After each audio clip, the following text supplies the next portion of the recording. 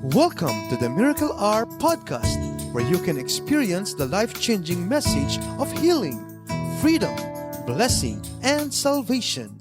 As God's end-time prophet and apostle shares to you the heart of the Lord, here's our host, Apostle Renato D. Carillo.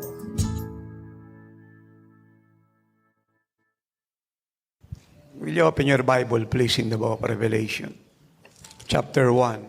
Let us read verse 10. I was in the Spirit on the Lord's day, and I heard behind me a loud voice as of a trumpet, saying, I am the Alpha and the Omega, the first and the last. Kung meron man pong panahon, henerasyon, na kung saan ay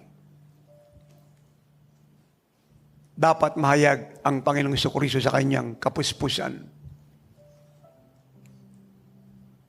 ay ngayon na.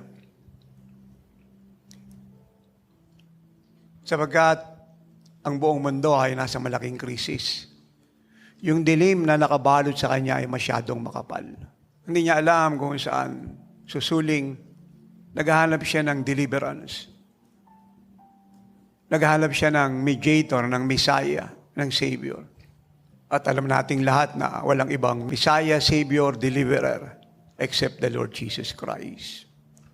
Natanging siya lang merong sufficient, unlimited power, grace, love, and mercy to transform one's life, to forgive sins, and to heal all kinds of sicknesses and diseases. At isang reason kung bakit tayo nag-groaning ng napakalalim, because our spirit is deeply, earnestly crying that the Lord Jesus Christ be revealed to us. And through us, the world may know Him and see Him. It is only when you are in the Spirit, it is only when we are in the Spirit that we will see Jesus Christ in His fullness. In the Lord's day, we read the Bible. When I was in the Spirit, the Lord appeared. 1988, I was in the Spirit, the Lord appeared. And He revealed to me many things about our country, the world, the church, the mandate, my destiny, my calling, and the great importance of teaching the church to devote herself to the apostles' teaching and to be like Jesus. At yung pong karanasan na yan ay hindi po pang 1988 lang. And please understand this revelation. The moment we are in the Spirit, desiring deeply, earnestly Jesus to be revealed to us, then the Lord will come and visit us. So meaning to say, tatay, ang ibig mong sabihin, it can happen every day. Yes. When the Bible said in the book of Revelation chapter 22, verse 17, it says, the Spirit and the bride say, come, Lord Jesus. Hindi lang natin to ginagawa in words, saying, Lord, come. We also do this through groaning deeply, earnestly in the Spirit. Parang ganito siya eh. So when our spirit rise up, ascending to the throne of the Father, and we are deeply, earnestly groaning beyond words, beyond inexpressible words, we are telling Jesus we want Him, and He must come down and possess us. And when the Lord sees the sincerity of our heart and that great desire to have Him, He will come down. He will visit us and dwell in us and possess us. That is what I understood way back 1988. And the more I understand it now than ever, I have known it before. Kaya ganoon kahalaga na we are living a very pure holy, righteous, consecrated life before the Lord every day. Because the flesh profit nothing. It is the Spirit who gives life. I was in the Spirit in the Lord's day, and the Lord appeared. I was in the Spirit. It's so clear. We must be in the Spirit, always in the Spirit to see Jesus. At yun yung ibig sabihin ng Jeremiah 29 verse 13. If you will seek me, you will find me when you search me with all your heart. Kaya pag ang puso mo ay so pure, siya ay undivided, ang buong kabuuan niya ay para kay Jesus, then the Holy Spirit will grow in your spirit, leading you to deeply, earnestly groan to desire the Lord. And Matthew 5:8 tells us in the mouth of Jesus, blessed are those who are pure in heart, they shall see God. Hindi po sinabi sa passage na maybe we can see God or we'll be lucky to see God. We shall see God. Kaya kung ito'y naiintindihan natin, then yung limitation sa prayer is removed. The barrier is removed. Ay kung determinado tayo noon, mas lalo tayo magiging determinado ngayon. I was in the Spirit in the Lord's day, and the Lord appeared. I was in the Spirit. Kaya ang mundo ay mahanap ng Messiah, ng Savior, pero hindi mahayag ang Lord sa kanila because they are not in the Spirit. They are in the flesh. Marami tayo mga kapatiran sa Amerika, sa Europe, sa Canada, sa Saudi Arabia, sa Israel, sa Asia, all over the world. They worship God, they praise and cry out to God. But the Lord is not revealed to them because they are not in the Spirit. I was in the Spirit in the Lord's day, and the Lord appeared. I was in the Spirit. The good thing in this revelation, if you are always in the Spirit, kahit naglalakad ka, kumakain ka, naliligo ka, nagbabasa ka, nag-aayos ka ng sarili mo, nag-iisa ka, nasa sasakyan ka, the Lord will visit you and will speak to you. Because He loves those who are living in the Spirit. Because you cannot know God unless it is done in the Spirit. Kaya nga ang religion ng buong mundo is a total failure. Because they want to know God through the ideas of men. They want to know God through education. They want to know God through their credibility and understanding. They want to know God through the flesh. It won't work. I was in the Spirit in the Lord's day, and the Lord appeared. I was in the Spirit. At isa ritong reason kung bakit failure ang mundo. Kasi yung problema niya, hinahanapan niya ng solusyon sa pamamagitan din ng bagay ng mundo. Hindi siya nag-work out. Ang problema ng mundo ay spiritual issue. At siya dapat i-resolve through spiritual things. At walang nakakaalam ng deep things ng Diyos maliban sa mga anak niya na nagpa siyang maging kagaya ng Panginoong Jesucristo. Palaging bukas ang ating spiritual understanding if we are in the Spirit. And it's very easy to us to be communicated by Jesus, to receive revelation from Him.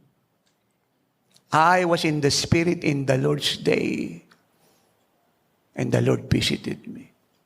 It's more than preaching and teaching and evangelizing, even though that it is good. But that is not our priority. Our priority is seeing Jesus in His fullness. Nang pumasok si Jesus sa bahay ni Lazaro, ni Mary at ni Martha, ang nakita ni Mary ay si Jesus. Ang nakita ni Martha ay yung gagawin para kay Jesus. So magkaiba sila ng nakita.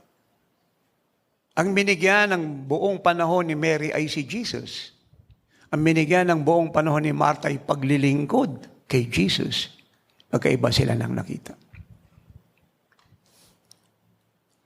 Pinipilit ni Martha na marinig siya ni Mary.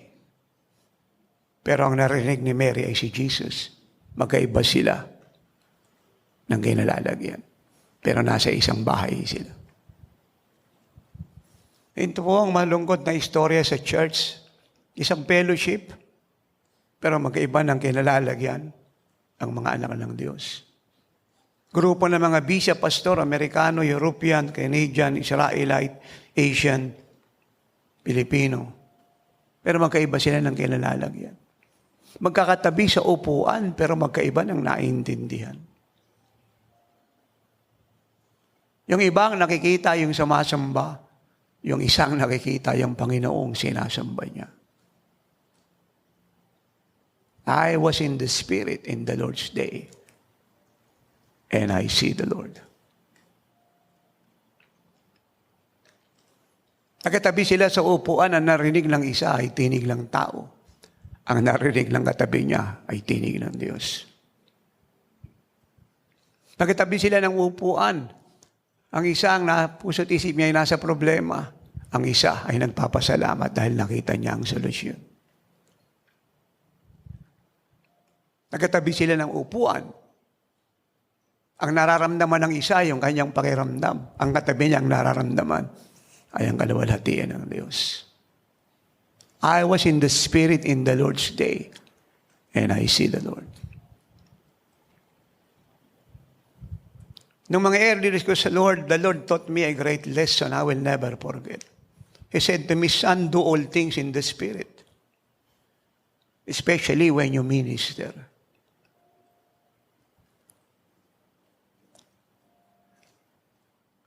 And I began to realize na hindi pala sapat mag-minister, mangaral magturo.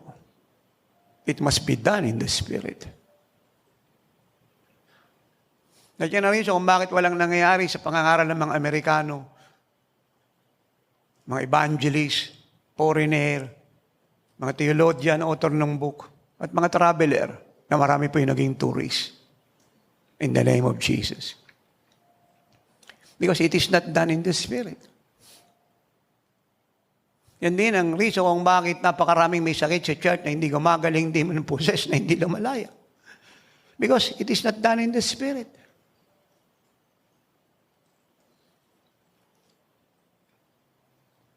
I was sitting the other day in the presence of the Lord. The Lord said to me, alam mo ba anak, na lahat ng sinabi ko is more than a teaching and more than a preaching. It is a revelation. Are you with me? It is more than a teaching. It is more than a preaching. It is a revelation.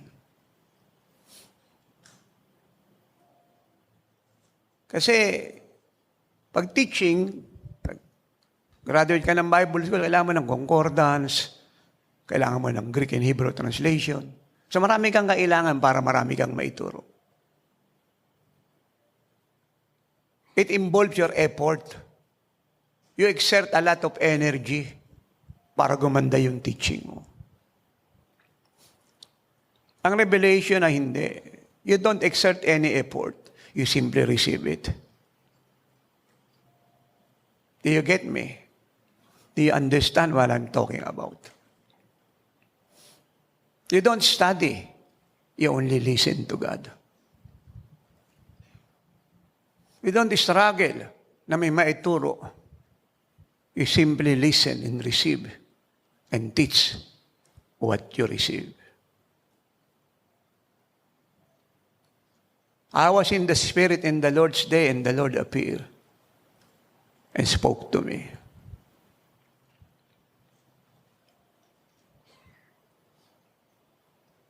Bukas yung bahay ni Martha kay Jesus, pero bukas na bukas ang puso ni Maria kay Jesus.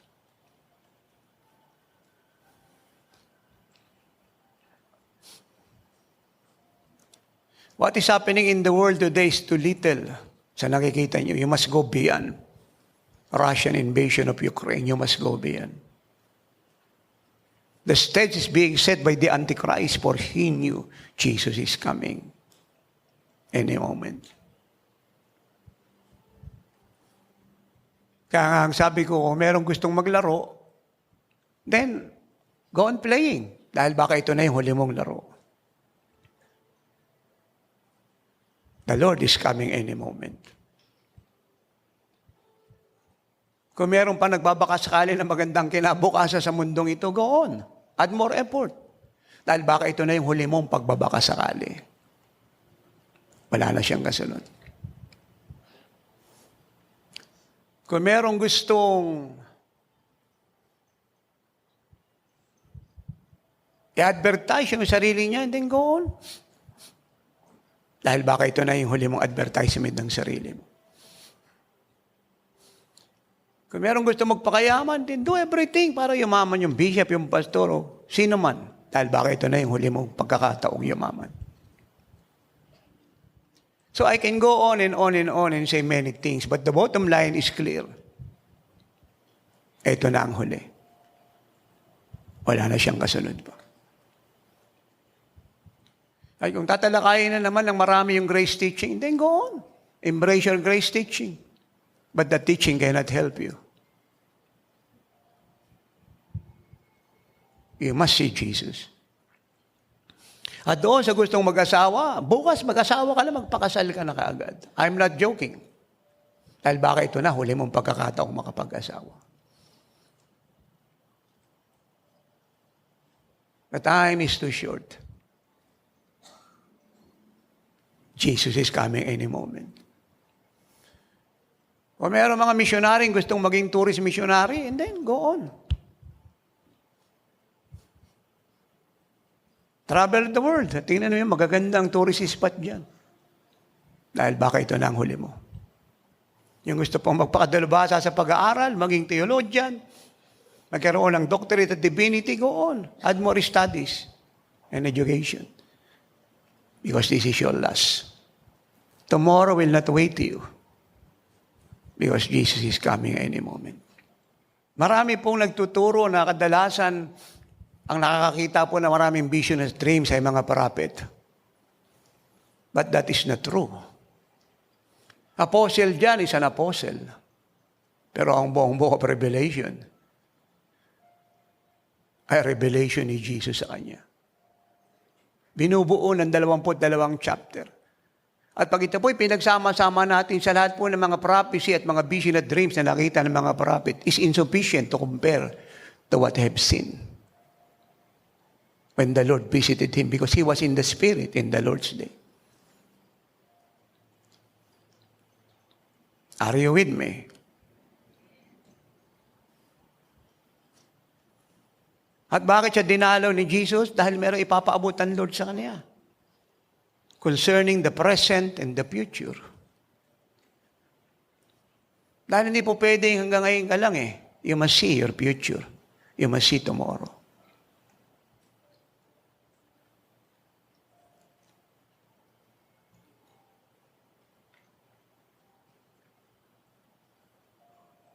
At ang kagandahan sa prophecy ni John the Beloved, ni John the Apostle, lahat po ito'y totoo at accurate at nangyayari. Hindi kagaya po ng napakaraming prophecy sa Amerika, sa Europe, at buong mundo na marami po ay hanging. Nakabitin sa ere. Confusing, disturbing. Kung ang mga tao sa Europe ay nanginginig dahil sa banta ng gyera, mas nangingatal si Satan sa huling yugto ng mundong ito. Dapat alam niyang church yan, malinaw sa kanya. Si Satan ay nagpapanik. At yung pagpapanik niya, pinakikita niya sa Russian-Ukraine invasion. And we must go beyond. Because all truth are parallel. Before you see any manifestation in the natural, it all begins in the spirit realm. Kaya maging ignorante ka sa prophecy, sa prophetic word, sa prophetic revelation, ay distraction ng sino man. At dyan nagsulputan niya mga teaching ng mid-trib, post-trib. At kung babasahin mo ang Bible, ang book of Revelation, wala kang makikita kahit isa na may na-rapture sa mid-trib at saka sa post-trib. Na iba naman, nag-aakala na nasa Great Tribulation na siya ngayon dahil nga sa Russian-Ukraine invasion. At yung iba ay ginagamit yung Matthew 24 na nagpapaabot ng mga salitang wars and rumors of wars. Lahat po yun ay out of context. They don't understand the context of the Bible. They don't understand the prophecy of the Word of God. They are not in the Spirit. The devil tremble a lot. At yung sinasabi ni Jesus about him in Matthew 10:10 that he came to the world but to steal, to kill, and to destroy ay in-intensify ng diablo. Sabihin natin, nagdagdag siya ng 1,000%, even more than that. To demonize the world. At sa dami po na nagkiklaim na sila po ay Christian na sa Lord, my question is this, ilan sa kanila ang nasa Espiritu para maintindihan ang sinasabi ko? Alam mo ba ninyo, yung mga naligtas in the flesh, ay nakapasok sa langit, pero yung ginawa ng evangelist at pastor in the flesh ay walang record sa langit. Hello? It must be done in the Spirit. The flesh profit nothing. Nothing. It is the Spirit who gives life. When Jesus said the words I'm speaking to you today is Spirit and life. Lahat ng tinuro ng Panginoon, sinabi niya, pinangaral niya, ay revelation. It's all Rema, the now Word of God. Are you with me? Kaya yung tinanggap ng mga alagad ng early Christian, yung mga unang apostol, ay Rema lahat. Revelation lahat. Hindi man nila lang intindihan ng lubusyon, pero yun talaga yun. At naalala na lang nila when they grow in the Spirit and become like Jesus. Kasi, nung kausap nila si Jesus, wala naman siyang outline note. Wala naman siyang hawak na libro. Wala naman siyang homiletics book at hermeneutics book. In fact, wala nga kompletong Bible nun. He speak by revelation. Kaya malalaman mo yung totoong man of God at totoong nag-aral sa Bible school na puno ng karunungan pero walang kapahayagan sa Diyos sa pamamagitan ng aral at turo. You will never grow in the Spirit and become like Jesus if you do the same thing again and again. Yung use ka na sa ginagawa mo, you will never grow. Kahit malinis puso mo, you will never be like Jesus. Kahit tama ang ginagawa mo, stack up ka ron. At yun ang reason kung bakit sinasabi ng Bible, be led by the Spirit of God. Do you understand what I'm talking about? You will never grow in the Spirit and become like Jesus if you do the same thing again and again. Puro yun yung ginagawa mo eh. Wala naman nagbabago ron. Paano ka lalago? Ang growth ay nasa leading ng Holy Spirit. Kaya napansin maging sa pagbibigay, kahit gaano tayo katapat sa pag-iikapot, paghahandog, ayaw niyang puro ganon yung binibigay natin. Because your money will never grow. It will stop growing kasi puro yun yung binibigay mo. Yes, blessed ka, pero hindi siya mag-i-increase. Kasi puro yun eh. May napansin sa fasting, hindi niya gusto na puro 1 araw ka lang, 2 araw ka lang, 3 araw ka lang, at bahala ka lang maglagay ng sarili mong regulasyon sa pag-aayuno mo. Sinagot ka niya, in-honor niya yun, pero hindi ka mag-grow in the Spirit. Kasi puro ka ganun eh. You must be led by God. Ngayon napansin sa prayer, ganun din. Puro ka 3 hours, puro ka 3 hours, puro ka 3 hours. Sinagot ka niya, in-honor ka niya, pero hindi ka lalago in the Spirit kasi puro ka ganun eh. So sinasabi lang, wala ka bang balak magdagdag? Wala ka bang balak lumalim pa? Hindi mo ba gustong maturuan pa ng pananalangin? Pagsamba, ganun din. Parang pagkain yan eh. Sino sa inyo naniniwalang kahit napakasarap ng manok na native, kung yun ang kakainin mo araw-araw, magsasawa ka? Hahanap ka naman ng beef. Tama ba yun? You will never grow in the Spirit and become like Jesus if you do the same thing again and again. Are you with me? I was in the Spirit in the Lord's day, and the Lord visited me and said, spiritual matters belongs to those who live in the realm of the Spirit. Ang lahat ng nasa Spirit ay palaging excited kay Jesus. Si Mary, excited kay Jesus. Si Martha excited sa gagawin kay Jesus. Do you see the difference? Kaya malaking kasalanan yung ginawa ng church. Ayaw niya ng end-time apostle eh. I don't know saan niya gustong pumunta. And I don't know saan siya kukuha ng spiritual growth at perfection ng buhay kung ayaw niya ng end-time apostle. I don't know. What a foolishness. What a waste of thought. What an ignorant. What a mistake. Listen to this. Pag yung groaning po sa spirit natin ay masyadong mataas at gusto natin na Lord ay bumaba, it is a sign the Lord is already saying to us, I am descending. And the moment I descend from heaven, you who are here on earth will ascend to where I am. Isa po sa pinakamagandang basis para maging clear sa atin ang pagbaba ng Lord. Kasi siya po walang date, walang day, walang time, walang month, walang years, any moment, imminent ay yung cry ng ating mga spirit, yung groaning. The Spirit and the bride say, come. You do that in understanding, but you do that in the Spirit. You groan. You weep. You cry. Para bang yung spirit mo gusto na lumabas sa katawan mo? Yun yung nararanasan ng mga nakukutap sa langit eh. Yung spirit kumakawala.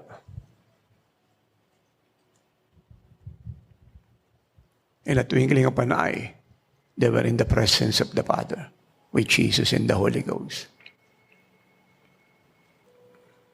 Isa pa pong kagandahan dito, yung maunawaan mo na anumang panahon ang ibibigay mo kay Jesus, lahat ay beneficial. Kapakinapakinabang para sa iyo. Maiksi o mahaba. It's so valuable, so worthy. Because in the presence of Jesus, there is no boring time. Every beat of the clock is heaven here on earth. Then and only then, you will understand what the fullness of joy is all about. Beloved, it is only when you see the Lord, you will be changed. At ang change na mararanasan nyo ay totoo. Hindi pakitang tao. Hindi temporal. Hindi pansamantala.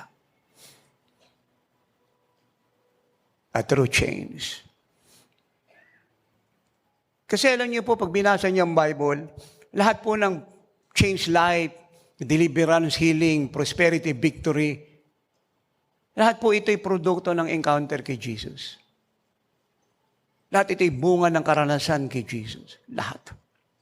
Kaya when we do things in the Spirit, the Holy Ghost will become tangible, alive, real to all. And He will minister Christ to them.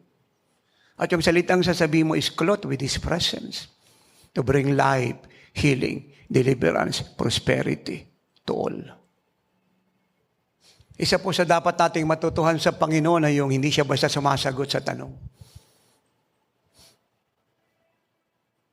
Another story in John 8, dinala si Mary Magdalene sa harap niya, straight, ang setup sa temple.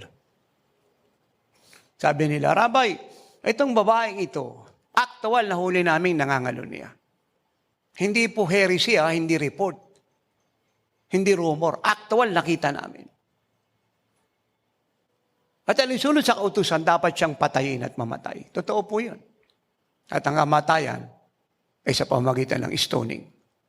Sabihin, hanggang may hininga, hindi titigilan, babatuhin lang babatuhin. At titigilan lang, pagpatayin na. Anong masasabi mo tungkol dito? Now, Jesus is a rabbi. God is with Him. Pero, amazingly, hindi siya sumagot agad. Siya po'y lumuhod sa lupa. nagsulat. At pagkatapos niya magsulat, siya po'y tumayo at nagsalita. Kung sino sa inyo walang kasalanan, siya ang unang bumato. You know the story. Lahat po sila ay nagsialis at naiwan si Mary Magdalene. If you are in the Spirit, you will operate in the wisdom of heaven. So in this end time, hearing God's voice is a must for us as we follow the Lord. Seeing Jesus in this end time is a must for us if we want to save the world. Of 2 Chronicle,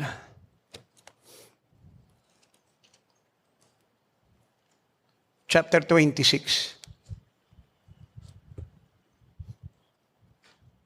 We read, 2 Chronicle 26, verse 3. Uzziah was 16 years old when he became king, and he reigned 52 years in Jerusalem. His mother's name was Jecoliah of Jerusalem. Now watch this. And he did what's right in the sight of the Lord. He did what was right in the sight of the Lord, according to all that his father Amaziah had done. Verse 5. He sought God in the days of Zechariah, who had understanding in the visions of God, and as long as he sought the Lord, God made him prosper. So, ito pong si Uzziah ay youth nang umupo bilang hari ng Israel. At siya po ay nag-reign for 52 years, 52 taon. Matagal. At ang sabi ng Bible, kahit siya po'y kabataan, siya po'y tagumpay. Kasi may nagturo sa kanya na makinig sa Diyos. 52 taong naghari. It's so amazing. Ang daming naging hari ng Israel, mas older than him, hindi nagtagumpay. May mga high priest pa yun, may mga priest pa yun, may mga advisor pa yun, may mga military general pa yun, pero defeated. Yet ito, 16 years old. So rito, sinasabi ng Bible na yung pakikinig sa Diyos, walang pinipiling edad. Si Samuel, batang-bata, in 1 Samuel 3:1-10, ang sabi ng Bible, sa murang gulang niya, kinakausap siya ng Diyos. Kaya mas magandang turuan natin yung ating mga anak at mga apo na makita si Jesus, makinig, magtanong. Hindi naman po pwedeng mag-pray si Daxa ng 8 oras. 3 taon lang yan. Ang sabihin natin kay Daxa, baby, propetisa ka, nakatira ang Diyos sa'yo. Paul Daniel, prince, princess. Kausapin mo si Jesus, sasagot yan. So they learn. Sabihin nila, Papa Jesus, may tanong po ako. At kung ano po yung itatanong nila, sasagutin sila ng Diyos. Wala sa edad yan. Ito po ang revelation. Ang Ama ay nagpapahalaga sa mga anak. Pag nananabi ka kay Jesus, sabi ka sa salita niya. Si nanay, kung bakit nagagalit sa akin yan ng early ko, kasi hindi ko siya nahalikan. Pero yung Bible, hinahalikan ko. Galit po siya. Sabi niya pa, wala ka na bang ginawa kung halikan yung Bible? Ako na yung masawa mo. Sabi ko, hindi naman ako nagkamaling pinakasalan ka, kaya lang.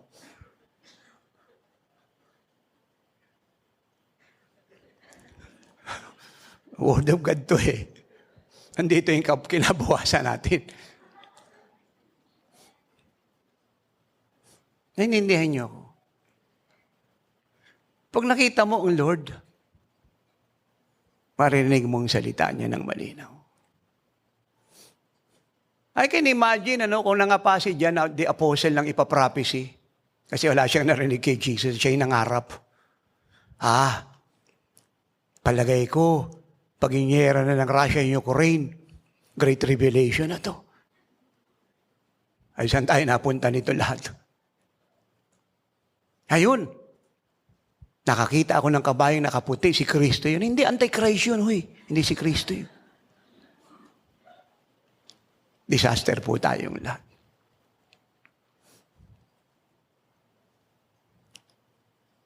Heaven and earth will pass away, but the word of God will not pass away.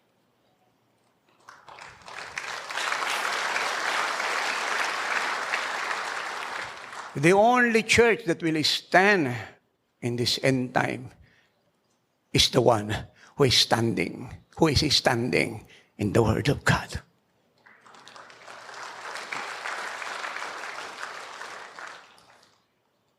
Ito po yung isang pagkain hindi mo papagsawaang kainin.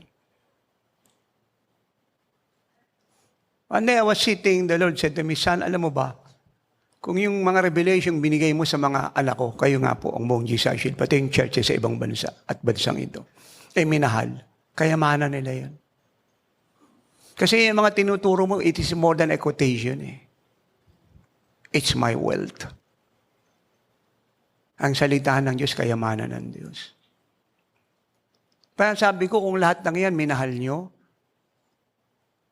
pinagpasalamat nyo sa Diyos, sinapuso ninyo, kayo yung pinakamayamang tao noon pa, nung araw at oras na mapunta kay Kristo hanggang mag-rapture. Kayamanan yan. Hindi ka mamimili. Lahat yan ay mamahalin mo. Salita ng Diyos yan. Believe me, hindi nabubulok yan. Ang sabi ko, believe me, hindi nabubulok yan. Amen.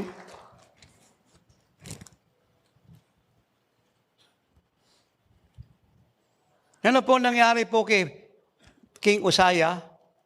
Nakaka-amaze talaga ito, 16 years old. Kaya kayo mga kabataan, huwag niyo sabihin youth lang kayo na hindi kayo magagamit ng Diyos. Pag-aralan niyo ang Bible, lahat ng ginamit niya mightily, dumaan sa pagka-youth. Lahat. Joseph, David, John the Baptist, are you with me? Lahat dumaan sa pagka-youth.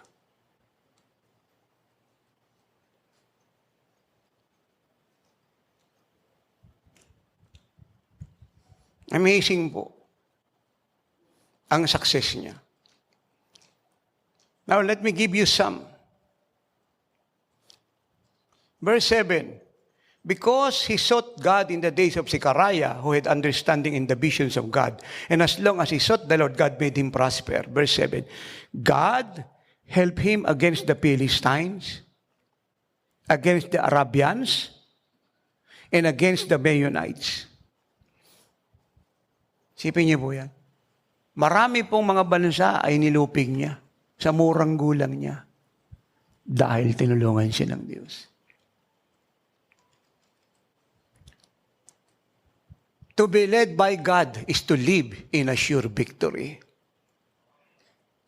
Kaya sinasabi ko sa inyo, kahit wala kayong puhunan, pag sinabi na magnegosyo ka, magtatagumpay ka. Pag sumunod ka.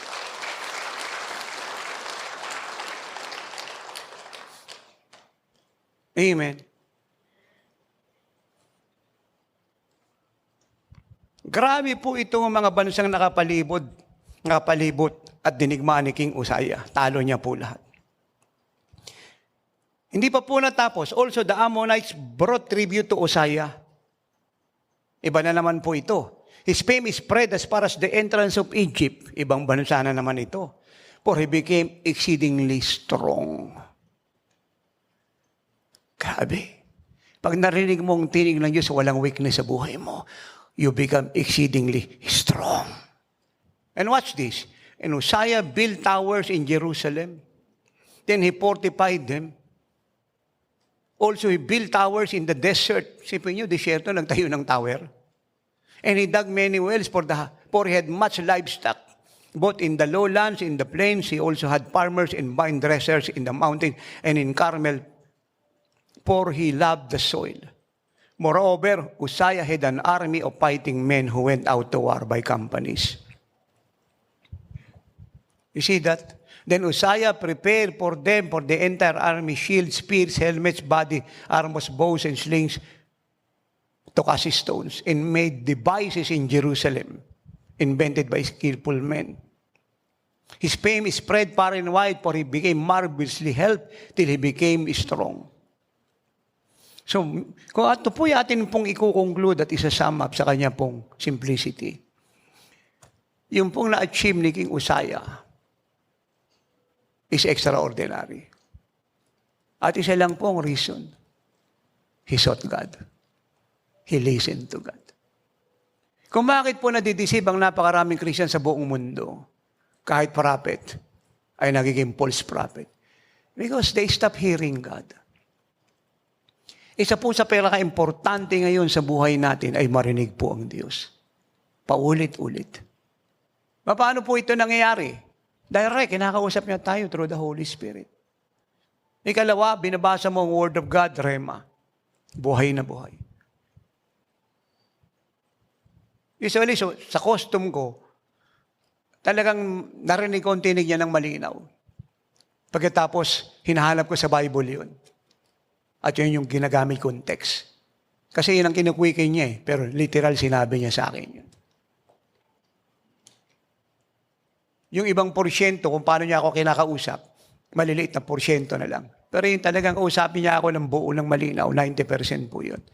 May natin yung vision, 1%, dreams, 1%, circumstances, 1%. Yung marinig ko ang tinig niya sa pamamagitan ninyo ng mga ninanay at iba pa, nakausap ko, 1%. Pero ang pinakamalaking bahagi, yung 90%, direct talaga siya. Yan yung direct revelation from God. Yung iba, ang tawag doon, channeling. Siya, nakikipag-usap ako sa inyo, narinig ko tinig ng Diyos. Kausap ko si nanay, nagpapalitan kami ng revelation, narinig ko tinig ng Diyos. Mga intercessor, kausap ko, narinig ko tinig ng Diyos. At yung mga kinakansila namin, narinig ko tinig ng Diyos. So God is a speaking God. He loves to speak to us.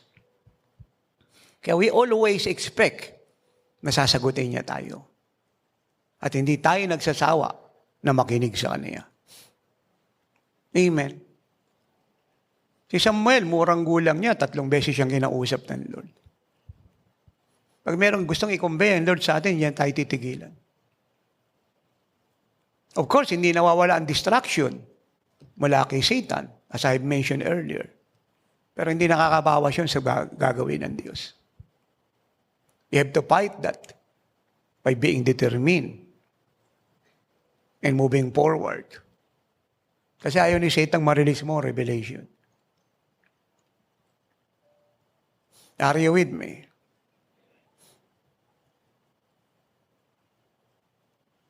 Kaya napakahalaga na maipahayag natin si Jesus in this end time. Wag po sa susunod pa. We do that yesterday, we must do it again and again every day. Dapat itong business natin eh. Si Jesus, relasyon natin sa Kanya, ang pamumuhay natin kagaya niya, ang namang araw at oras sa pagbaba niya, ang pagpupulblas ng mandate at pagliligtas sa mga kaluluwa araw-araw. Saan man tayo makarating. Isa sa number 1 blessing niya, yung mga brochures natin. Ito. Naghahanap ang mga tao ngayon ng solusyon, ng sagot, ng luna sa problema niya. Walang sagot, si Kristo lang. Now, gaano kahalagang makita si Jesus sa atin? Number 1, because He lives in us. Nakatira siya sa atin. Nakatira siya sa atin. Ang problema ni Martha, hindi niya priority si Jesus eh. Ang maganda kay Mary, priority niya si Jesus. Hindi yung gagawin kay Jesus. At habang tumatagal si Mary sa pakikinig kay Jesus, na-discover niya, hindi niya lang priority si Jesus, kundi lahat sa Kanya. Dapat bumalik tong spirit na to eh. I was in Dubai 4 years ago. Daling araw, I was praying. The Lord visited me and He said, Son, I will restore the spirit of Mary and Anna to the church in this end time. Hindi ko pa nakita ang nare-restore to eh. I'm praying na mabilisin ng Lord ang pagre-restore. Kasi mahirap sa maraming churches na makapasok sa langit, malibang makabalik ang spirit ni Mary at ni Anna sa kanya. Yung pagiging fanatic mo kay Jesus, pagiging addict mo. Nakatira siya sa atin eh. Yun ang reason ba't siya tumira eh. Para ipahayag natin siya sa lahat. Yun din ang reason bakit sinugo ng God the Father si Jesus sa mundo. Upang sa pamamagitan ni Jesus, malaman ng lahat at makilala ng lahat kung sino ang Diyos. Si Jesus sa kalagayan bilang tao na nasa mundong ito ay puno ng kaluwalhatian ng Diyos. At sa pamamagitan niya, naipakilala niya ang Diyos. Because they don't understand who God is. It is only when Jesus revealed to them God. Ganito rin sa atin. Nakatira siya sa atin. Nananahan siya sa atin. Tulog tayo o gising, nandiyan siya. Mataas man ang pinag-aralan mo o hindi, nasa spirit mo siya, nasa soul mo siya, nasa katawan mo siya. Actually, pag nakalimutan niyo yan, pag may dinaramdaman kayo, kahit wala kayong sakit, lalala ang sakit niyo. Pero kahit totoo may sakit ka, pag hindi mo nakalimutan yan, offensive and defensive weapon mo yan. Isusustain ka yan. Ako sa personal kong life, alam ko sinasabi ko. Alam ko yung Philippians 4:13. The Lord who lives in us, sustain us. Sa lahat ng bagay. Kasi siyang may sabi, John 15:4 and 5, apart from me, you can do nothing. Napakasimple nun. Kung wala sa inyo, kahit nag-aral ka, matalino ka, magaling ka. May movement, may coalition ka, may doctorate ka. You cannot save yourself. You cannot heal yourself. You cannot give success to yourself. Apart from me, you can do nothing. You need me. Kaya ginamit nga niya yung vine eh. At saka yung branch. Na maliban yung sanga kumabit sa puno, hindi siya mamumunga. Kaya mahirap gumawa ng hiwalay sa Panginoon. At mahirap gumawa para sa Kanya na hindi niya pinapagawa. Apart from me, you can do nothing. Kanya yung mga testimony ng blessing, nagbibigay, hindi kilala. Totoo po yun. Napakarami nagpala kay tatay, kay nanay, hindi ko kilala. Napakarami na hindi ko nakita. Na hindi ko alam pangalan. Hindi ko alam kung ilang taon na, kung saan nakatira. Basta susunod ka lang sa Diyos, makikita mo kung gaano siya katapat, kung gaano siya kakapangyarihan. Ito yung problema ng marami kung bakit niya na-miss ang blessing eh. Kasi kung kani-kanino siya nakatingin. Again, you will never grow in the Spirit and become like Jesus if you will do the same thing again and again. God must lead you. God is a God of great surprises. Hindi mahirap mag-expect sa Diyos ng dakilang bagay pagka alam mong sinunod mo ang tinig niya. Sinunod mo ang utos niya. Yung faith mo, buhay na umaasa na yung pinangako niya gagawin niya. Hindi mo kinakailangan mag-struggle to see it. You know that you know, you will have it. Kasi sumunod ka eh. Kasabay kasi ng pagsunod mo, yung pagsusorahay ng faith mo. Alam niyo, ang mundo nag-ooperate siya sa fear, tayo nag-ooperate sa faith. Ang mundo nag-ooperate sa worry, tayo nag-ooperate sa glory. Ang mundo nag-ooperate sa darkness, tayo nag-ooperate sa light. Ang mundo nag-ooperate sa turmoil, tayo nag-ooperate sa peace. Ang mundo nag-ooperate sa sorrow, tayo nag-ooperate sa joy. There is a lot more difference. The contrast is clear. Hindi po pwedeng kung anong nangyari sa mundo, ganun tayo. Hindi po pwede. Jesus on the mountain, Jesus in the street. Jesus in the darkness, Jesus to every family. Jesus everywhere, Jesus anytime, Jesus all the time is Jesus. Let me say this. Sasabik ang Diyos na punuin ang buong mundo ng buhay ng Panginoong Hesus.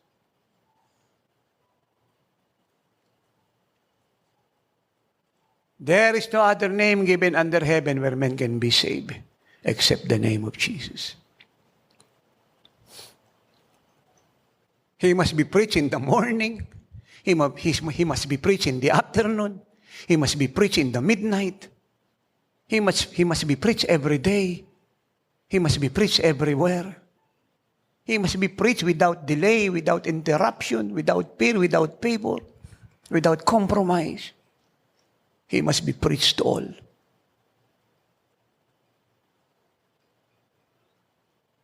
Si Jesus hindi siya lumalabas ng bahay nang hindi siya nagliligtas. Dapat ang church, hindi ka lumalabas ng bahay na wala kang understanding na ang unang-unang reason paglabas mo ay magligtas. Kaya nga siya nagpagawa ng brochure eh. Kasi minsan apurahan, hindi mo sila ma-sharean. So pwede mong abutan. Ako, tinuturing ko kasalanan malaki lalabas ako ng bahay. Saan man kami pupunta ni nanay na hindi ako magliligtas. Urul sa bahay yan. Mga anak ko, kahit sino kasama, huwag kayong lalabas na wala kayong dalang brochure at hindi kayo magliligtas.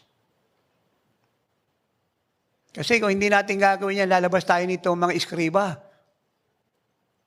tsaka libita, tsaka mga priest na iniiwanan yung mga tao, kagaya ng ninakawan sa Jericho, nilagpasan, hindi ligtas. Let us be a good Samaritan. Kaya ako nabibilis ako nakikita maraming naakit ng bundok, tumatawid ng dagat ng ilog, makapagligtas sila. Hindi, madalang sila magpupupos, pero makikita mo yung apoy ng pagliligtas. Of course, walang masama kung pos ka ng pos ng may naliligtas dyan. Pero iba kasi kahit maraming ginagawa, nakalimutan na nila yun. Para sa nila, secondary na lang. Malibang i-demand ni tatay as a report. Pero sa kanila, ang primary reason talaga is to save. May pause o wala. So meaning to say, you choose to put into action the revelation in just simply speaking their salvation and doing nothing to save them.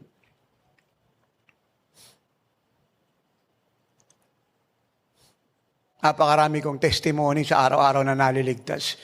Pero hindi ko na po share sa inyo because I want to move on. But the bottom line, tinuturing po ng Diyos na kasalanan ngayon na ang mga anak niya ilalabas na nilalagpasan po natin ng mga unbeliever, ang mga sinners.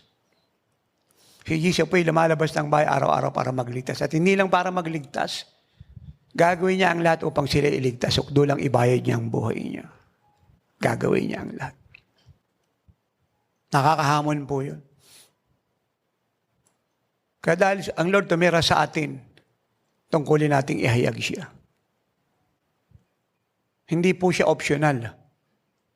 It is a must to reveal Christ. He lives in us to be revealed through us. Second, because true biblical authenticated Christianity is being like Jesus. Because true biblical authenticated Christianity is being like Jesus. Dahil ang totoo pong biblical authenticated na Christianismo ay maging kagaya ng Panginoon. Wala po tayong perfect pattern at perfect model maliban kay Jesus. Siya po ang perfect pattern at perfect model ng biblical authenticated Christianity. Romans 8:29. For whom He foreknew, He also predestined to be conformed to the image of His Son, that He might be the firstborn among many brethren. Naitakda na po ito sa atin bago palalangin ang buong mundo. Naligtas tayo para maging kagaya ni Kristo. Huwag po natin kakalimutan yan. Number 3, because a life in Christ is a life like Christ. Because a life in Christ is a life like Christ. Ang buhay kay Kristo ay pamumuhay kagaya ni Kristo. Pag na kay Kristo ka, obligado kang maging kagaya niya. Ganun po siya kasimple. Siya po'y dinidiman ng Diyos, hinihingi niya. Hindi siya mahirap mangyari kasi meron kang tinanggap At yung tinanggap mo, payagan mo maghari sa'yo. Payagan mo magkontrol ng buhay mo. At payagan mo na mahayag sa pamamagitan mo. Because a life in Christ is a life like Christ. 1 John 2:6. He who says he abides in Him or Christ ought himself also to walk just as He walked. Kaya kung anong lakad ng Panginoon, yun ang lakad natin. Kung anong buhay niya, yun ang buhay natin. Kung ano siya, yun tayo. Number 4, for in this world, we are like Jesus. Let me emphasize that statement. For in this world, we are like Jesus. Please, it is not in heaven, it's here. Wala ka nang ililigtas sa langit, beloved. Ang lahat ng ililigtas nasa lupa. In this world, we are like Jesus. Kaya ang pamumuhay kagaya ng Panginoon ay dito sa lupa. At siya ang naging daan upang tayo po'y makwalified pumasok sa langit nang walang struggle. Ano mga araw at oras na mag-rapture of the church. Amen. In this world, we are like Jesus. Kaya sa araw-araw nating pamumuhay, dapat ang Panginoon ay nakikita sa atin. John 4:17, love has been perfected among us in this, that we may have boldness in the day of judgment. Pag dumating po ang day of judgment, wala po tayong takot na harap sa Diyos. We are so confident that He will reward us. Why? Because as He is, so are we in this world. Dahil kung ano ang Panginoon sa mundong ito, ayun din tayo. Isn't that so beautiful, so good to hear? Yung iba kasi takot sa judgment. Kasi maraming sin, maraming weakness, maraming disobedience. Tayo hindi. We are not ashamed to face the Lord. We are not ashamed to look eyeball to Jesus. Bababa siya ngayon. Hindi na kayo ko yung ulo natin na nahihiya. Nakataas yung ulo natin, nananabik na makita siya. Kasi pag nakayo ko ulo mong nahiya ka, there is something wrong. Maaring may sin ka, nasa pagsaway ka. Kasi hindi ka makatingin sa Kanya. Kaya nga magandang binibisita ka ng Lord eh. Kasi kung doon, sabi kang makita siya, titingin ka sa Kanya, hindi na kayo kuno mo, nagre-repent ka, hiyang-hiya ka, nagpapalaho ka ng hiya. Eh, yun din ang mangyari sa rapture. How can you look to Him if you are so shameful of many things you do that you must not do?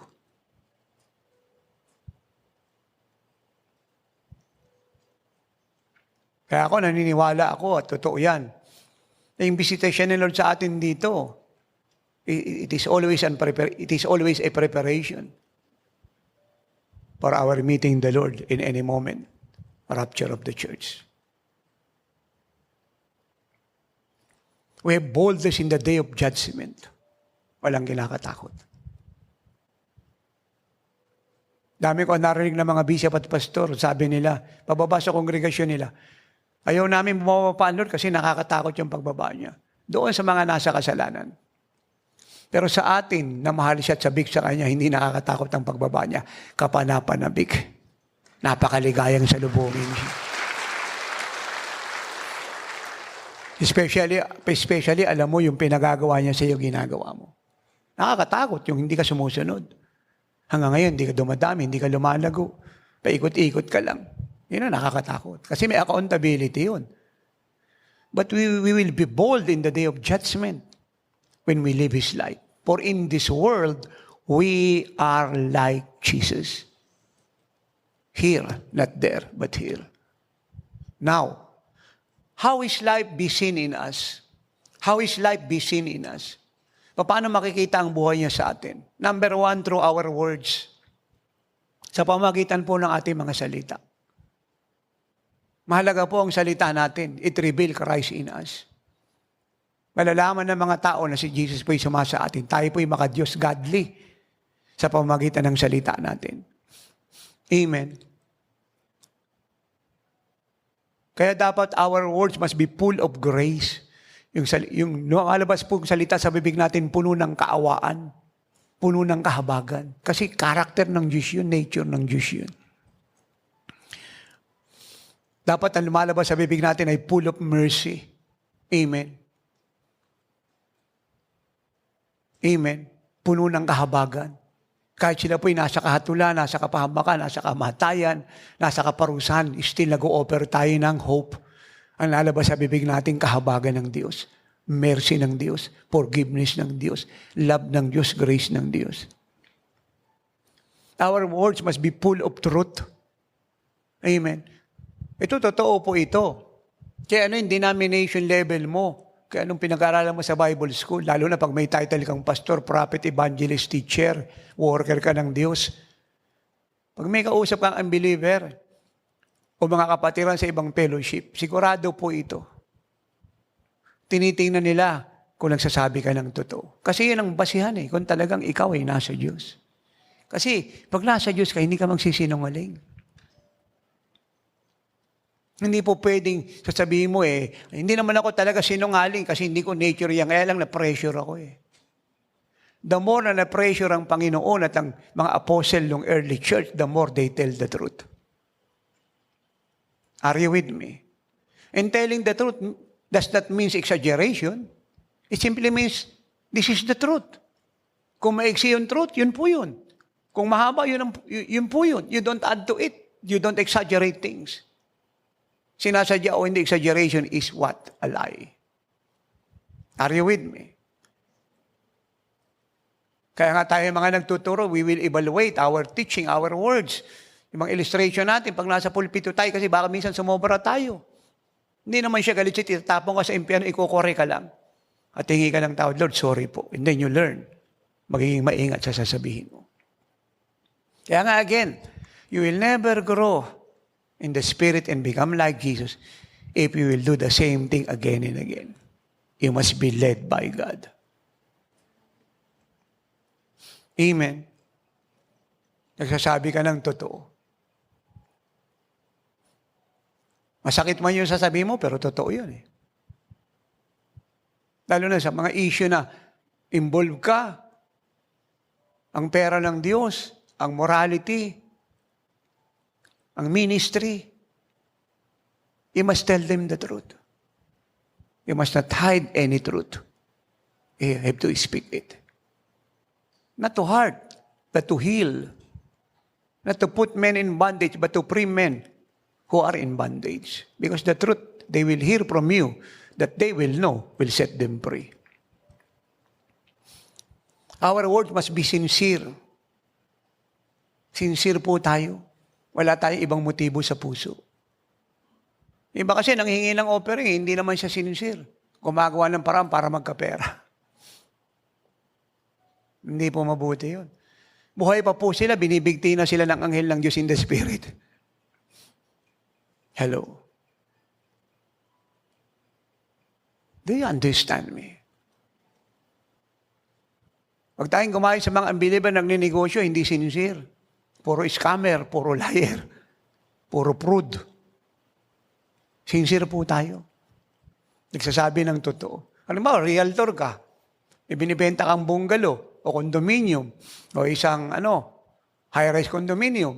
May nagtanong na customer, kumusta yung condominium? Yung condominium namin maganda yan, kaya lang pag lumindol, nagkakarash yan. Sabihin mo totoo. Bahala silang pumili kung gusto nila. Huwag mo sasabihin, alam mo, marami ng lindol dumaan, pero hindi siya nag-iba. Totoo naman kasi, lindol naman sa Mindanao, nasa Quezon City yung condominium Are you with me? Nagsabi ka ng totoo. Matamis ba itong mangga mo? Oo, subukan mo. Kita mo yung umalis, tuwan-tuwa. Tuwan-tuwa. Talaga, tingnan mo, nakatalikod na, nakangiti yan, pero saan namin? Asim. Maging sincere ka. Amen. Dapat tayo po'y sincere. Di ba masarap kausap yung taong malinis yung puso? Kahit sabihin sa iyo yung mga weakness, lihim at kasalanan, hindi natatakot kasi mapapagkatiwalaan ka. Hindi pa siya tapos magsalita, iniisip mo na kung sino yung kukwentuhan mo.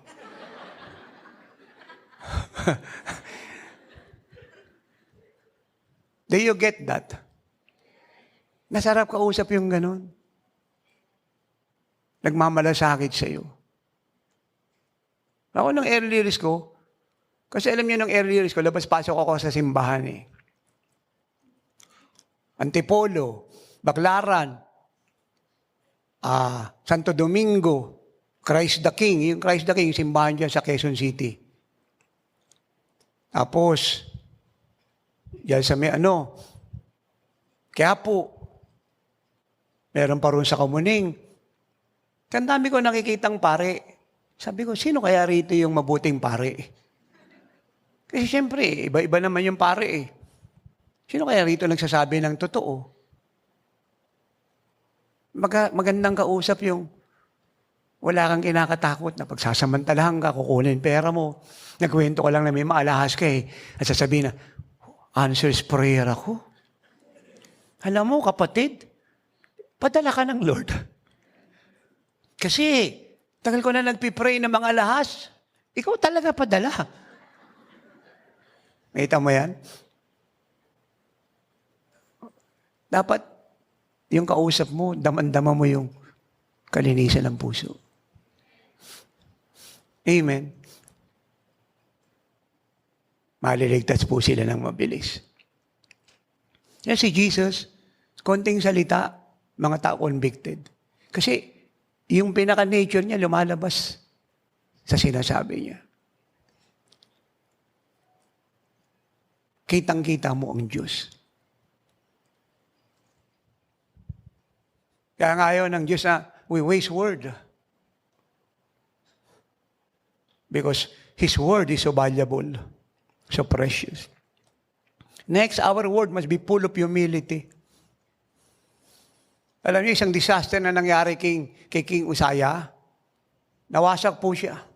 Hinatulan siya ng Diyos. Alam niyo kung bakit siya nawasak? Sa dami po ng victory at achievement na binigay ng Diyos sa kanya, naging proud siya. Tumigil po siya sa pagsunod sa Diyos. Naghandog na po siya sa temple. Nagsulog na po siya ng kamanyan. Hindi niya trabaho yun. Ang ginawa ng mga priest, pinuntahan po siya ng high priest at mga priest, ni-rebuke siya. Sabi nila, "O King, hindi mo trabaho maghandog sa temple. That is our work." So ang ginawa ni King Uzziah, pinakulong ang mga priest. At nung sasaktan niya po ang high priest, pati mga priest, tinaas niya kamay niya, nagalit ang Diyos, binigay siya ng ketong. Hanggang mamatay po siya, siya po'y namatay, nahiwalay. At ang nakalagay po sa kanyang libingan, because he was a leper. Mabigat na judgment ng Diyos. Naging proud po siya. Kaya maganda na pag meron tayong nararating sa Lord, lagi tayong nakaluhod at nagsasabing, "Ama, salamat na awa ka." Huwag mo akong isugo kung kukunin ko yung karangalan mo. Huwag mo akong patutuhanan kung ako ang paparangalan nila. Huwag mong payagang makita nila ako. Ikaw lang. At kung meron sila ipapalakpak sa akin, magyuyuko ako ng ulo ko dahil ang lahat ng balakpak para sa iyo. Asto lang ako na sinakyan. Ang dapat palakpakan, ikaw na nakasakay, hindi ang astong sinakyan. Ikaw na sumakay.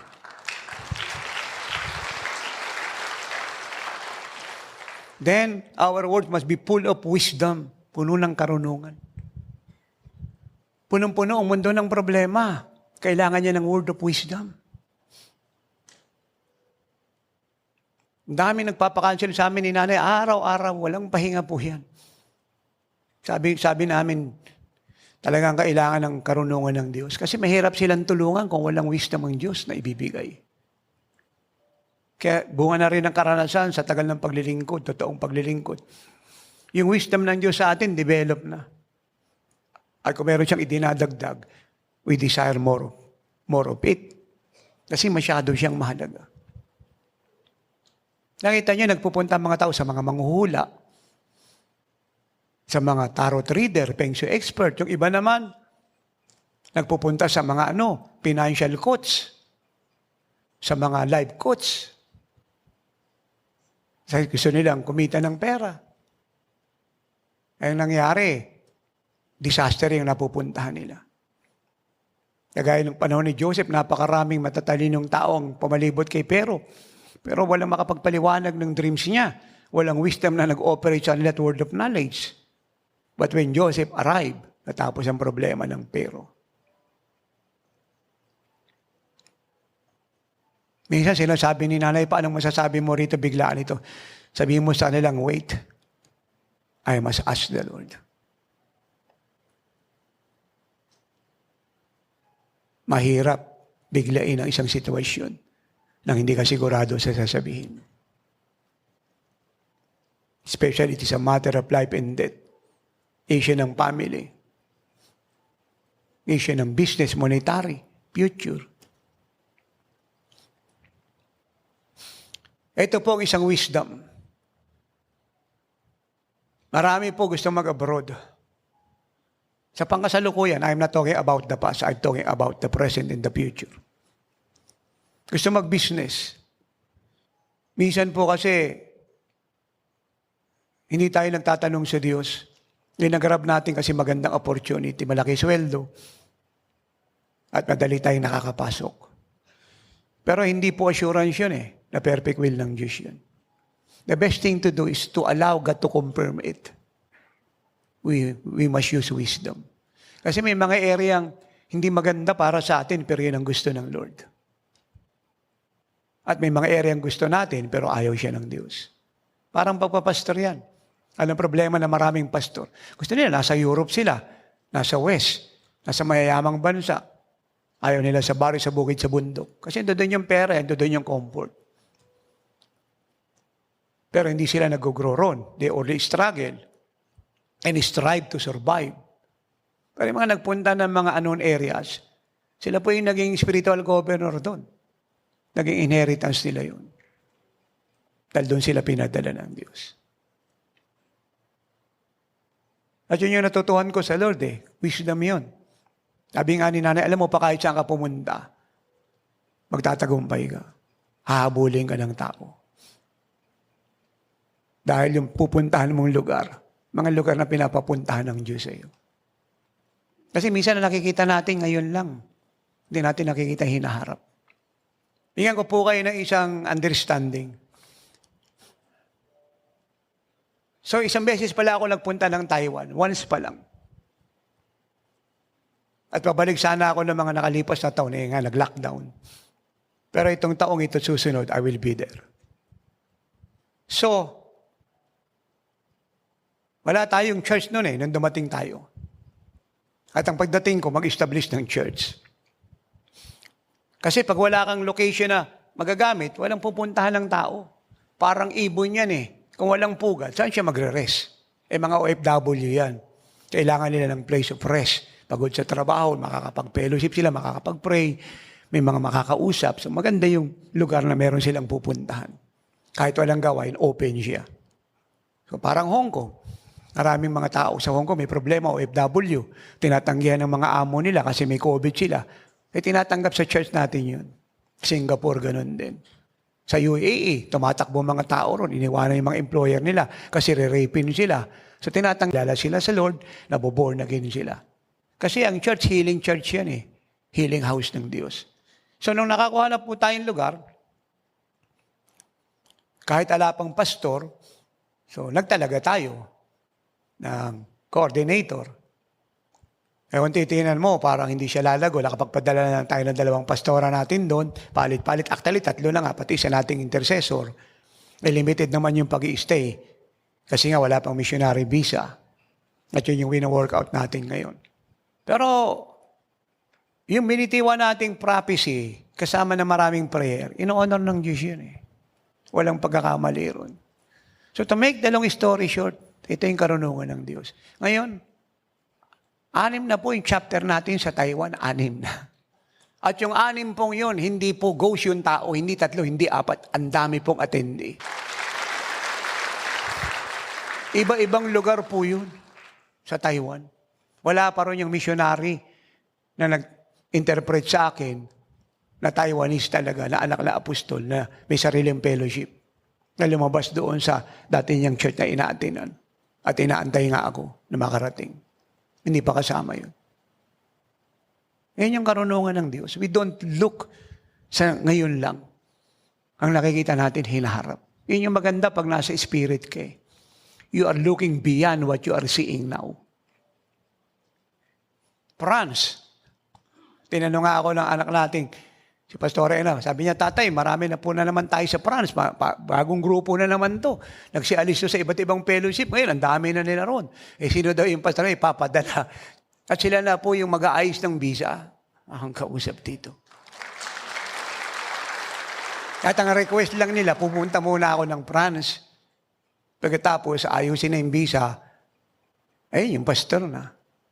So, anong ibig kong sabihin? Pag nakikita natin yung ngayon lang, na mismo ang Diyos, Pero pag susunod ka sa Kanya, kahit na ilang yan, isang araw, palasyo na yan.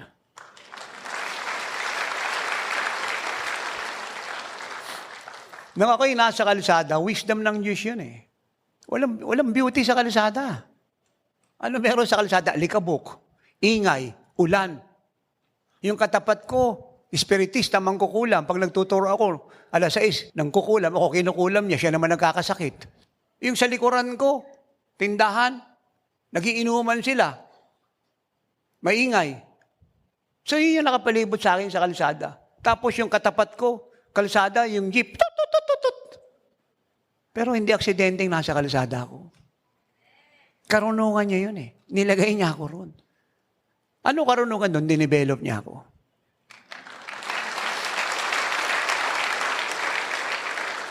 Kasi bago kanya ipakilala, dapat mawala ka muna eh. Bago kanya payamanin, dapat tanggalan ka muna niya ng lahat.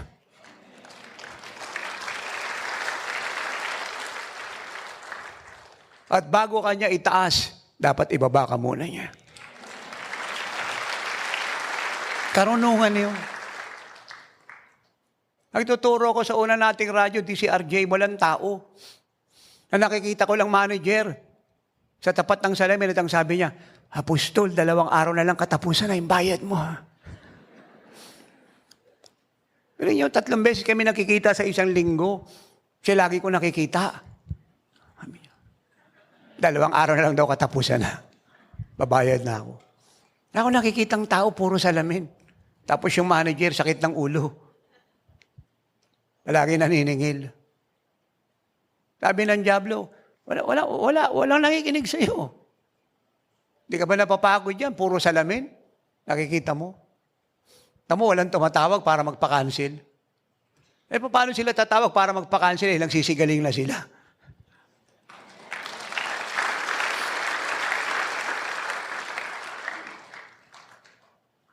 Pero anong karunungan natutuhan ko sa Diyos? Ito siya. Pakinggan niyo itong maigi ha. Huwag niyo itong kakalimutan. It will help you a lot. Pag pinangaral mo ang totoong salita ng Diyos, maniwala ka kay wala kang nakikitang response sa sino man, may mangyayari sa kanila. Ulitin natin. Pag pinangaral mo, Chinyer, ang totoong salita ng Diyos, wala man silang response o negative man, magpuri ka, may nangyayari sa kanila. Ang Diyos may sabi niyan, hindi babalik sa akin ang salita ko maliban yung gusto kong mangyari maganap.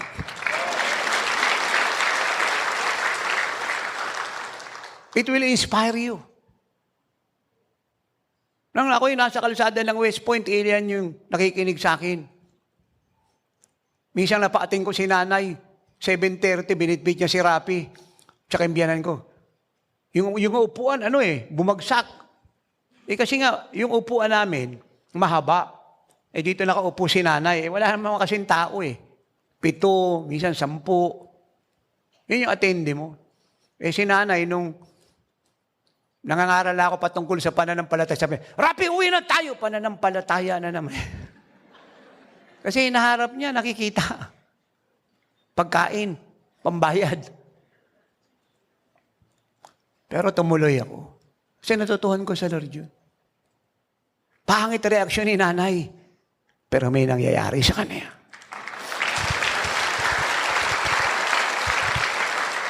Anong sabi ng Diyos sa Jeremiah 1:12? Pakinggan nyo itong maigi ha. Kung nabasa nyo na yan, okay, pero revelation to, rema ito, na word ito. I am watching my word to perform it. Who will perform His word? Not you. It's Him. Question. Yung magpe-perform po ba'y makapangyarihan sa lahat? And then, walang problema. Yung sinabi natin, ipe-perform niya, sino man may ayaw, magaganap yan.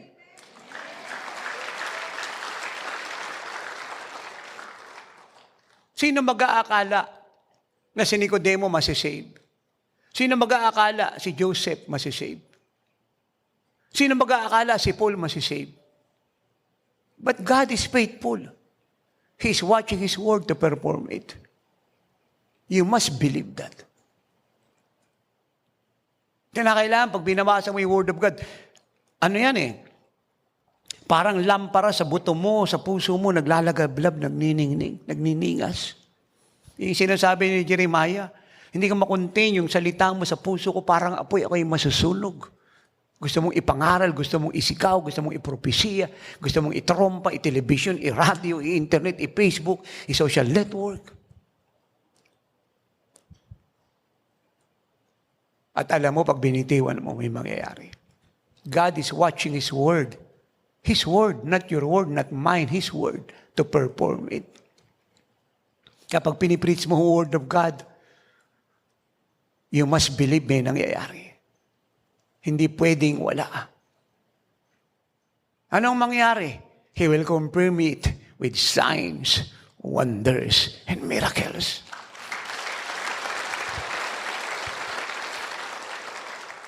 Next, our words must be words of encouragement. Maraming depressed, maraming discouraged, maraming depressed, oppressed, suppressed, even possessed. Kailangan nila ng words of encouragement. Ako nabibilis ako sa marami nating mga anak, mga kapatid ninyo. Masyado ko na-encourage pag nakakausap po sila, nagbibigay ng response sa mga mini-message nating mga word. Nakaka-inspire. Yun yung kailangan ng lahat. Yung words of encouragement. Sa panahon na may pagkukulang ang sino man, dapat encouragement. May pagkakamali, dapat encouragement. Sa gitna ng correction, may encouragement, hindi puro correction lang. Kino-correct para yung mali, wag nang tumuloy. At ini-encourage para magpatuloy sa tama. Ulitin natin ha. Kino-correct para yung mali, ay wag na magpatuloy. At ini-encourage para magpatuloy sa tama. Maliwanag po ba yun? Next, it must be a word of salvation. Pagliligtas. Kaligtasan, hindi kapahamakan. Alam niyo, Lord, bago mag-pronounce ng judgment, may mga condition yan. Pero ang priority pa rin niya sa gitna ng pronouncement ng judgment ay salvation ng lahat. Ang tawag nga dyan, redemptive judgment. Redemptive judgment. Love pa rin ng Diyos yun. Next, it must be words of healing. If sugatan po ang mga tao, ang dami may sakit, ang dami may karamdaman. Tininan ko po yung Facebook ng G-Sajid kanina, bago tayo mag-isat, ang dami na pong nanonood doon. Mahigit kalahating nabasa ko, yung simula hanggang sa kalahati, puro may sakit. Humingi ng prayer, umiiyak ako sa upuan. They need healing. Words of healing. They need life. Words of life. It's here. This is the right word. The word of God. Then, our word must be words of faith. Hindi doubt, hindi unbelief. Kundi punong-puno ng faith. Kagaya ni Caleb, let us go up and possess the land. Hindi kagaya ng 10 spy. Yung words po nila ay unbelief, bad report, negative word. It must be a word of faith. Amen? Punong-puno ng pananampalataya. Kaya natin to. Maliit lang sa Diyos yan, gagaling ka, mabubuo yung pamilya mo, maayos yung relasyon yung mag-asawa, gagaling yung cancer mo. Ordinaryo lang sa Lord yan. Matatapos ang COVID, hindi lang tayo magle-level 0. Hindi lang tayo mag-new normal. Ang Pilipinas ay magiging bansa ng Diyos. And lastly, our words must be words of blessings. Salitang punong-puno ng pagpapala. Hindi curse, hindi condemnation, but blessings. Amen. How is life be seen in us? Number 2, through our character. Let me ask you a question. Paano yung malalaman kung ang isang tayo unbeliever kahit edukado siya? Kahit professor sa UP, professor sa malaking university, sa Luxembourg, sa Princeton University, malaking university sa buong mundo, o siya ay government official, paano mo malalaman kung siya unbeliever? Paano? Character. Pag pangit ang nangyari, kita mo na yung character niya pangit. Paano mo malalaman kung siya ay believer? Pero pangit ang nangyari. Halimbawa, siya po'y pinalo ng lating gumbakal kagaya ni Pablo, nilitis kagaya ng Panginoon, 3 ulit nilitis sa Jewish court, 3 ulit nilitis sa Roman court. Grabe pong trial po yan na bias, unfair, grabe pong interrogation sa Lord. Paano po natin malalaman kung ang isang tao po ay nasa Diyos at si Kristo ay nakatira sa Kanya? Sa pamagitan ng kanyang karakter. Ang Lord, grabe yung trial niya, pero ang karakter niya hindi nagbago. Walang pangit na salitang lumabas sa bibig niya. Walang threat, walang accusation, walang retaliation. Nakita sa kanya ang meekness, ang kindness, ang love, ang peace, ang joy. Si Paul nakakulong, labas-pasok sa kulungan, pinalo ng dating bakal, pero nagpupuri sa Diyos. At ang sabi niya sa Philippians 4:5, let your gentleness be known to all. And what is gentleness? It is the fruit of the Spirit. Kaya kahit pangit ang nangyari sa atin, dapat yung ating karakter, yung ating attitude, yung ating response maayos. Minsan naakusahan tayo mga pastor, manggagawa ng Diyos, na nakikriticize tayo, na kakarakter assassination tayo, na natitreaten tayo. Dapat ang response natin mapayapa. Yung ugali natin maayos, yung sagot natin mahinahon. Are you with me? At masasabi nilang ang Diyos nga'y sumasa atin. Noon, Lord, agaw buhay sa cross, pero ang salita niya full of love. Sabi niya, Ama, patawarin mo sila. Hindi niya alam ang kanilang ginagawa. Ako naniniwala ako mapapabilis ang kaligtasan ng pamilya natin, ng buong mundo, pag nakita sa atin ang tamang pag-uugali. At mas magandang makita sa atin ang tamang pag-uugali pag ang nangyari pangit, hindi maganda. Kasi yun ang proof na ang Diyos ay sama sa atin. Now watch this. Our character reveals God and His nature. Our character reveals God and His nature. It also reveals God. It also reveals that God is in us, with us. Maniniwala nga silang ang faith natin ay totoo. Ang belief natin ay totoo. Ang Lord, pangit ginawa sa kanya, sabi ng 1 Peter 2:21. Pero hindi siya gumanti ng pangit sa kanila. Hindi siya nagbanta, hindi siya nanakot, hindi siya nag-threaten. For this, you were called because Christ also suffered for us, leaving as an example that you should follow His steps. Amen. Alala ko si Pastor Boy noon, ng early years namin, ay nasa 15 Avenue kami noon nagsiservice. Yung lupa na yon, inuupahan lang namin, yung may-ari noon, lasinggero. Araw-araw nainom ng alak. Tapos pag nalalasing, nagwawala. Service namin yun. Ako hinahanap niya. Hindi niya ako natagpuan. Si Pastor Boy, nakita niya. Papasok si Pastor Boy, service sa church, gabi. Pinagmumura niya si Pastor Boy, talagang grabe.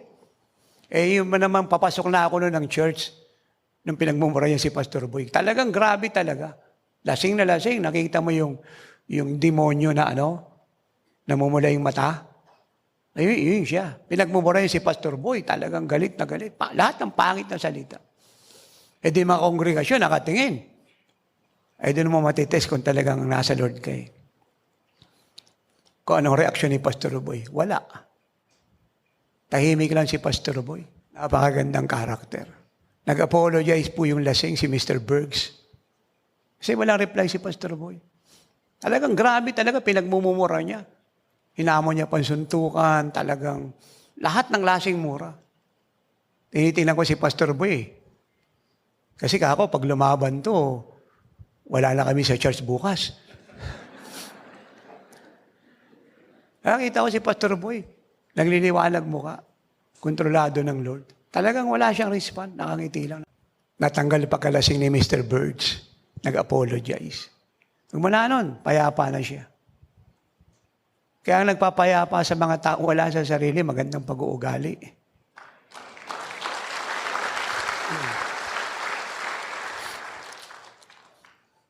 Bakit naghiwalay yung mag-asawa? Sabi ng lalaki, ayoko na sa'yo. Ganun ha? Sabi ng babae, ayoko na rin sa'yo. Ngayon magtatanong kayo, ba't sila naghiwalay? Nag-ayawan sila eh. Kaya kung sinabi ng lalaki, ayoko na sa'yo, puro ka na lang praise the Lord, puro ka giving, puro ka offering. Ay sabi ng ating anak na babae, nakangiti lang siya. Walang reply. Pag di ka tumigil yan, sasaktan kita. Walang reply. Nakita niya, dadating na hapunan, nang nagpunta ng kusina, nagluto. At niluto yung paborito niyang pagkain. Kumuha ng tuwalya, kasi pinawisan sa galit eh. Bigyan ng tuwalya. Tapos tubig. Walang sinabi. Walang hiwalay. Ano nangyari? Di nung linggo, dalawa sila sa church. Kay buti-buti mo, Panginoon.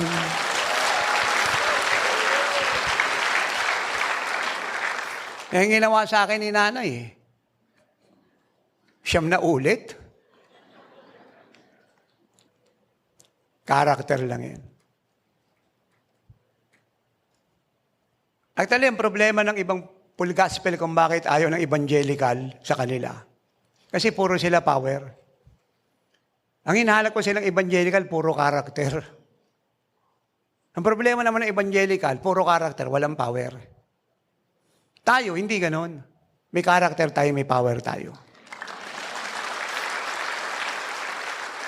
Ay kung bakit tayo nagkaroon ng maraming power, kasi yung ating karakter, purify. Kumbaga po ba doon sa tamang English, polish. Well polish. Kumbaga sa sapatos, pinakintag, pinakinis. Hello. Kaya ako, mananalangin ako mamaya, na pagkatapos nito, yung higaan nyo may umagaw. At pag nagbigay ng pagkain mamaya, may umagaw. At yung mga cameraman, inutusan ko na sa labas. Malalaman natin kung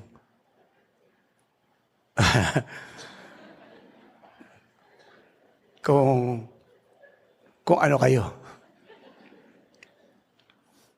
At paglabas nyo mamaya dyan, pagbintangan kayo. Tingnan natin kung ano yung ayos nyo ngayon. Are you with me? Hindi ako nagpapatawa. Masarap, may pangit na nangyari para malaman mo kung maganda yung ugali mo.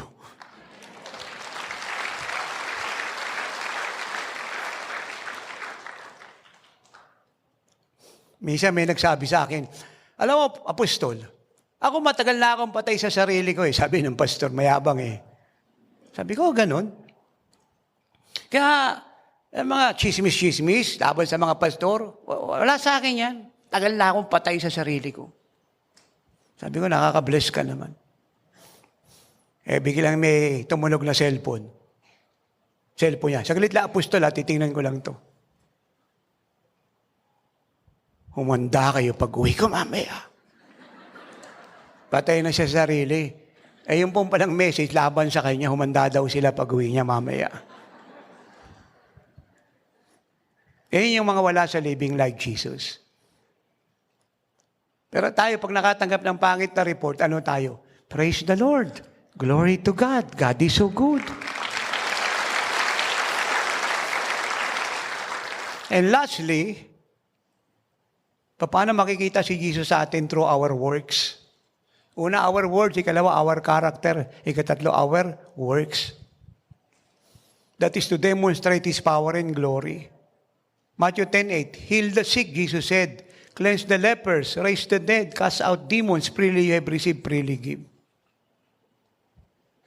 Napakarami pong may sakit karamdaman possess. Ito niyo yung testimony kanina. Nakakaiyak Awang-awa yung mag-asawa sa anak nila. Kahirap talaga nun eh. Kita mo yung anak mo, batang-bata. Ang daming hirap na dinaanan.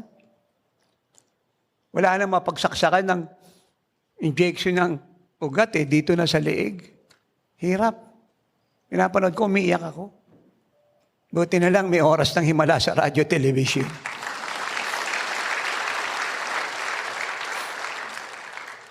Napakaraming gasto, sakit ng ulo. Walang milyon, kahit may milyon ka, walang assurance gagaling yung anak mo. At itong power na ito, hindi na naman ito binigay kay tatay eh. Lahat kayo meron ito. Sabi ko, lahat kayo meron ito.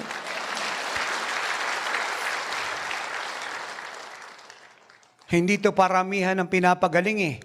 Pinapagaling natin ang lahat kasi gusto nating makita ang mga ginawa sa anyo tuwangis ng Diyos ay malusog lahat sapagkat alam natin anumang sakit at karamdaman ay galing kay Satanas, hindi galing sa Diyos.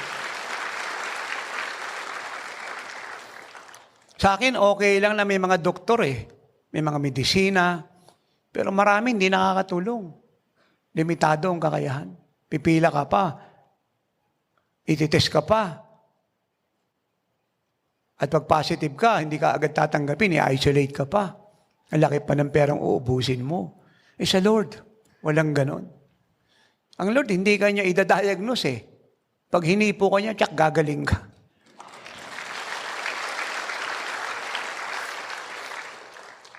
Naiyak nga ako kanina nung nagsusong lead si Rachel, pero time ko narinig yun, nag-aapo yung aking anak eh. Tatanungin ko nga siya kung saan niya nakuha yung revelation niya eh. Sabi niya, yung babae nagasa ng dugo, totoo po yun eh. Sa Jewish culture, yun talaga yun. Hindi siya pwedeng pumasok ng temple kasi ang clean siya. Cast out siya, rejected. Kahirap ng kalagayan. Hindi ka pwedeng pumasok ng temple, parang leprosy, isolated ka. Let you see how good is Jesus? Saglit lang. Hinili siya ng Lord. Kaya Lord lang talaga ang nag-aalis ng yoke ng mga outcast, rejected, hopeless, helpless, depressed, isolated person. Sa Lord, walang nameless eh. Lahat may pangalan.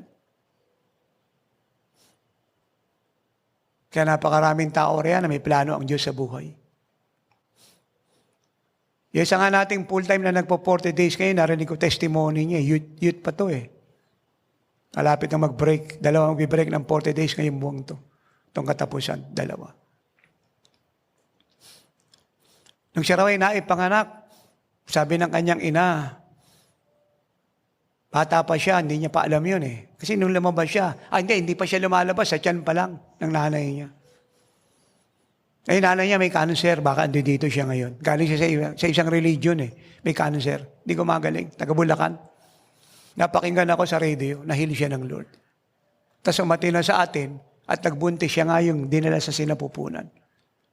So nilapit sa akin yung baby na yan, nilehans ko, biniles ko. Pagkatapos ng nanay niyang gumaling sa cancer. At sabi ng nanay niya, ikaw ay dinala ko sa sinapupunan para sa Diyos. Hindi ako may-ari sa iyo, ang Diyos. Kaya nang marinig ko yung testimony na yun, natuwa ako. Kasi hindi pa siya lumalabas, binigay na siya ng nanay niya sa Diyos. Kaya kahit siya may potential, dahil professional siya magaling siya mag-English, mataas na klase ng English yung tinapos niya. Masaya siyang naglingkod sa Diyos. Blessing talaga sa ministry, ngayon nga nagpo-40 days. Isa sa mga nagtatranslate ng libro ko, nag-aayos ng mga grammar ko. Kasi mataas yung pinag-aralan yun sa English. Malaking potential na kumita ng malaking pera sa abroad. It is through the works of God that she found her future and her destiny in Christ. Marami pang tao riyan na hinirang ng Diyos eh. Na hindi alam na sila'y hinirang ng Diyos. Pero pag nakita ang mga works natin, God healed them through us, raised them from the dead, delivered them from the works of the devil. Break the yoke of bondage that is upon them for many years. Makikita nila yon. Kasi pag dumating na ang freedom sa iyo through Jesus, makikita mo na ang future mo. Yung isa rin nating full-time teacher din ito, youth din, committed. Ilang ulit siyang nilalaglag ng nanay niya at tatay niya. Talagang ilalaglag siya. Ayaw na maging anak siya. So nagtataka yung mag-asawa, yung mga magulang niya, hindi siya namamatay. Pero lagi iniinuman ng pills talaga para mahulog siya. Yung pala, may plano ang Lord sa life niya. Kaya ang pinangalan sa kanya, lumabas siya, bless. Kasi hinirang siya ng Diyos. Nagulat yung mga magulang niya, sumerender na siya po ilaglag. Kasi hindi siya mamatay-matay. Talagang ininuman siya ng maraming pills para malaglag siya at mamatay. Ilang ulit, hindi siya namamatay. You see, pag ang works ng Diyos ay nahayag, malalaman ng mga tao ang katotohanan. Kahit pangit ang sitwasyon, kayang pagandahin ng Diyos. At hindi si Satan na may kontrol ng buhay ng tao, kundi ang Panginoong Hesukristo. Kaya the more they see the works of God through us, because in this end time, what they will see is the works of God, not the works of man through us. The more they will see their future in Christ. Kasi lahat ng tao, tinawag ng Lord para maglingkod sa Kanya. Nataon lang na ngayon ang pinaglilingkuran nila si Satan. But once na sila po'y nakakilala sa Lord, automatic yan, magte-turn around sila. Kagaya ni Mateo, bigla nag-turn around.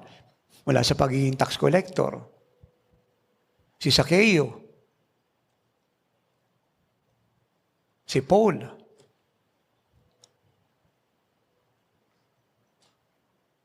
Si Bartimeo. Na isang beggar. Si Mary Magdalene. Isa sa amazing dyan, si Mary Magdalene. If you go to Israel, makikita mo yung bayan ni Mary Magdalene. Ngayon, maayos na siya. Pero makikita mo yung blessing ni Mary Magdalene bilang isang prostitute. Kasi nakilala ang Magdala dahil kay Mary Magdalene. Sino mag-aakalang dahil sa isang professional prostitute, yung bayan mo makikilala. Ang dami nagpupunta sa Israel, isang tourist spot. Actually, meron tayong clippings na hindi lang napalabas eh. Pero siguro, kung gusto niyo ng sarili niyong kopya, meron naman, part 2 ng Israel tour natin, pwede kayong kumuha. Ando doon po siya, hindi pa siya napapalabas. Napakaganda. Pero ang point ko, signs and wonders and miracles is the works of God. Kaya pag ito'y ginagawa natin everywhere as a common thing, isa lang ang sasabihin ng mga tao, God is with us. Kasi walang pwedeng gumawa ng himala, maliban ang Diyos ay sumasa Kanya.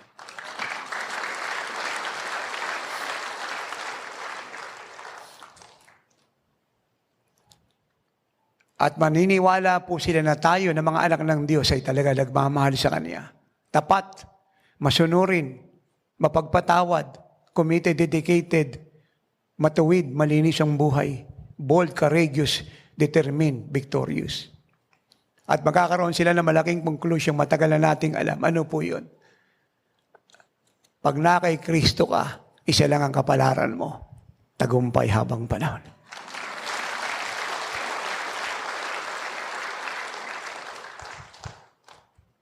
So this is how they will see Christ in us. And now is the time for them to see Jesus. I was in the Spirit in the Lord's day, and the Lord appeared and said, say this, son. Jesus is coming any moment. Thanks for listening to Miracle Hour Podcast. If you are blessed with our program and want to know more about the Lord, like us on our Facebook page at www.facebook.com/JIOSWM. and subscribe to Jesus is Our Shield Worldwide Ministries YouTube channel. Our time is running out. Jesus is coming any moment. Apostle Renato D. Carrillo is mandated by God to bring the church to its full potential and to live like Jesus. Have a part in this end-time move of God. Pray, fast, and give to the work of the Lord. To God be all the glory.